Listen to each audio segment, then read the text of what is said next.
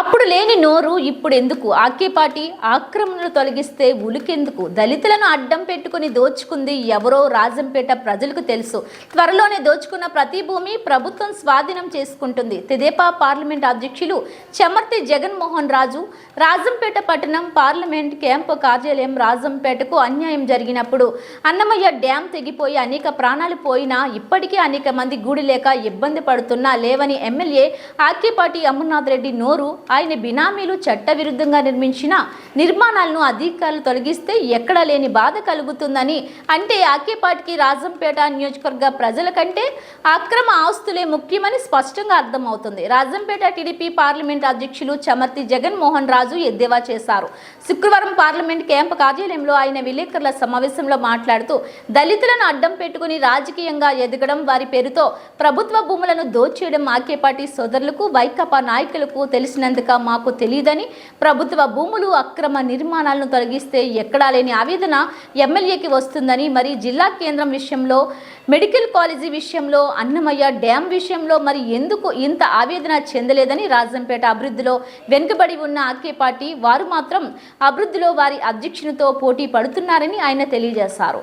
అతి త్వరలోనే బినామీల పేర్లతో దోచుకున్న ప్రభుత్వ భూములను ఒక్క సెంటు కూడా వదలకుండా ప్రభుత్వం స్వాధీనం చేసుకుంటుందని, అధికారులు చట్టపరంగా చర్యలు తీసుకుంటున్న వారిపై విమర్శలు చేస్తూ టీడీపీ నాయకులపై నోరు పారేసుకుంటే రాబో రోజుల్లో అక్రమార్కుల భరతం పడతామని ఆయన తెలియజేశారు.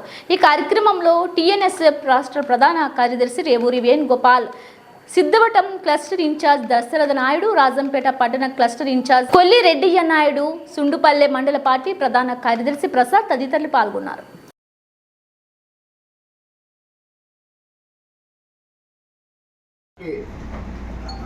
చెక్ పడుతూ ఉండడంతో చాలా రోజుల తర్వాత మన గౌరవనీయ ఎమ్మెల్యే గారికి వాయిస్ వచ్చింది. నిన్నందరము ఆయన బాగా ఇనసొంపుగా ఆయన వాయిస్ను విన్నాం. ఆయన మాట్లాడుతూ నాకు ఒక 30 సంవత్సరాల రాజకీయ అనుభవం, విద్యార్థి దశ నుంచి పోరాడే శక్తి ఉంది అన్నారు. మీరు చెప్పిన ఈ 2 మాటలకి, అంటే 30 సంవత్సరాల అనుభవం అనేటటువంటి సంఖ్యకి గతంలో ఉన్నటువంటి పోరాటాన్ని గౌరవిస్తున్నాం. అయితే ఈ 30 సంవత్సరాల రాజకీయ అనుభవంలో విద్యార్థి పోరాట పటిమతో రాజంపేటకు మీరు ఏమి వనగొచ్చినారు? నిన్న వాయిస్ బాగా ఉంది, అయితే ఈ వాయిస్ ఏమైంది?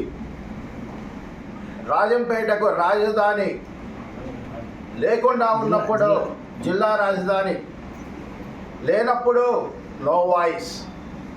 మెడికల్ కాలేజీ రాజంపేట నుంచి తరలిపోతుంటే నో వాయిస్. అన్నమయ్య డ్యాం కూలిపోతే నో వాయిస్. అన్నమయ్య డ్యాం కూలిపోయి చాలామంది ప్రజలు చనిపోతే వాళ్ళని ఆదుకోవడంలో నో వాయిస్. చాలామందికి ఇప్పటికీ కూడా పునరావాస చర్యలు ఇవ్వకుండా వాళ్ళు రోడ్డున పడిపోతే నో వాయిస్. రాజంపేట అభివృద్ధి గురించి నో వాయిస్. ఇప్పుడు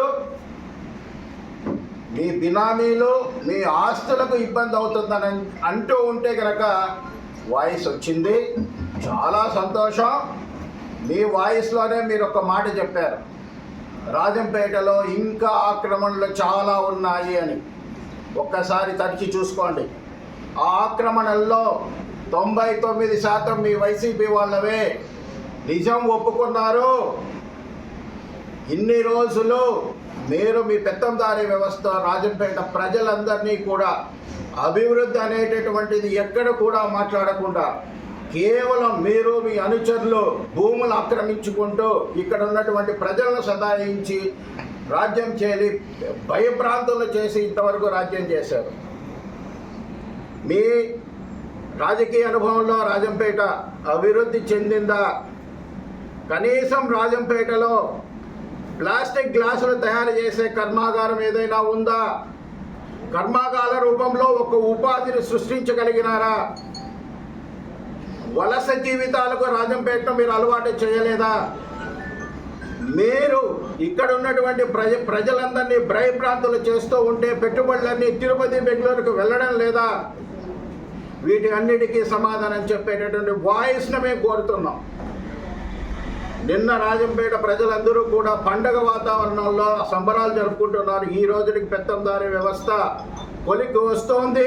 ఎప్పుడైతే రాజంపేట నుంచి పెత్తందారి వ్యవస్థ పోతుందో ఆ రోజు రాజంపేట అభివృద్ధి చెందుతుంది. కూటమి ప్రభుత్వంలో మేము ఒకే దానికి కట్టుబడి ఉన్నాం. రాజంపేట అభివృద్ధి, రాజంపేట అభివృద్ధి, రాజంపేట అభివృద్ధి. దీనికోసం పెత్తందారి వ్యవస్థలైనా కానీ రూపమాపడానికి సిద్ధం. అందులో ఎవరైనా కానీ ఖాళీ దహనం కావాల్సిందే తప్ప ఎవరిని కూడా ఉపేక్షించే ప్రసక్తి లేదు. వైసీపీ నాయకుల ద్వారా ఇప్పటికైనా కానీ మేము హెచ్చరిస్తున్నాం, ఖబర్దార్. మీరు తెలుగుదేశం పార్టీని అస్థిరపరిచే విధంగా రాజకీయ విచార నాయకులందరూ కూడా చేసేటటువంటి కుట్రలన్నీ కూడా భగ్నమైనాయి. తెలుగుదేశం పార్టీ ఏకదాటిగా ఉంది. రాజంపేట అభివృద్ధి కోసం కష్టపడుతుంది. దానిలో ఎవరు అడ్డు వచ్చినా కానీ సహించేటటువంటి ప్రసక్తి లేదు. కాబట్టి వైసీపీ నేతలు హెచ్చరిస్తున్నాం, ఇప్పటికన్నా ప్రజల ముందు తప్పొప్పుకొని వేలాది మంది జీవితాలకు అభివృద్ధికి ఇబ్బంది పెట్టే విధంగా మీరు జిల్లా రాజధాని కోల్పోవడం, మెడికల్ కాలేజీని పోగొట్టడం, అన్నమయ్య డ్యామ్ను కూల్చేసి రైతులందరినీ అనాథలు చేయడం లాంటి చర్యలతో ఎన్నో పాపాలు మూడగట్టుకోవడమే కాకుండా పేదల భూములన్నీ ఆక్రమించినారు, ప్రభుత్వ భూములన్నీ ఆక్రమించినారు. వీటికన్నిటికీ తప్పొప్పులు ఒప్పుకొని తర్వాత చిలకల పలుకులు పలిస్తే కనుక బాగుంటుందని మరొకసారి హెచ్చరిస్తున్నాను.